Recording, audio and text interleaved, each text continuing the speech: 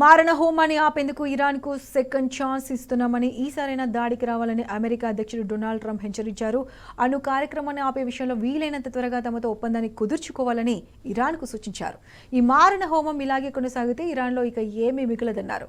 ఒకప్పుడు ఇరానియన్ సామ్రాజ్యంగా పేరొందిన దేశాన్ని కాపాడుకునేందుకు అక్కడి పాలకులు ముందుకు రావాలని ట్రంప్ పిలుపునిచ్చారు. ఇరాన్పై ఇజ్రాయెల్ చేసిన దాడిలో తమ పాత్ర లేదని అమెరికా వైట్ హౌస్ ప్రకటించింది. అయితే తాజాగా ట్రంప్ ఇందుకు భిన్నంగా స్టేట్మెంట్ ఇచ్చారు.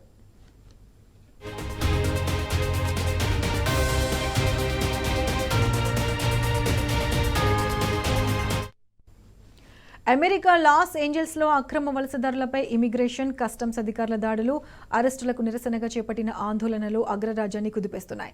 లాస్ ఏంజల్స్తో మొదలైన నిరసనలు అమెరికా అంతటా విస్తరించాయి. అధ్యక్షుడు ట్రంప్ విధానాలను వ్యతిరేకిస్తూ ఆందోళనకారులు నో కింగ్స్ డే పేరిట దేశవ్యాప్తంగా నిరసనలు చేపట్టారు. Philadelphia, Chicago, New York, Atlanta, Alaska, Florida, టెక్సాస్తో పాటు 2000 నగరాలు, పట్టణాల్లో శాంతియుతంగా నిరసనలు చేపట్టారు. కాలిఫోర్నియా, లాస్ ఏంజల్స్లో ఆందోళనకారులు పెద్ద ఎత్తున వీధుల్లోకి వచ్చారు. ట్రంప్కు వ్యతిరేకంగా నినాదాలు చేశారు. రాజులు లేరు, సింహాసనాలు లేవు, కిరీటాలేవని రాసి ఉన్న ఫ్లెక్సీలు ప్రదర్శించారు.